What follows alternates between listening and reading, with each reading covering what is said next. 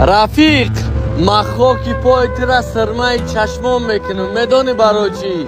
برای که بسیار جا در زندگی برای تو منفیت نداشتم، نکی تو امروز همون رفیق خوبی مماندی.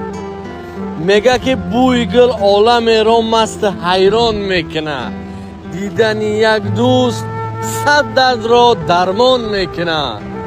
مردم میگن که با یک گل نمیگردد بهار، ما گل داریم که عالم را گلستان میکنه.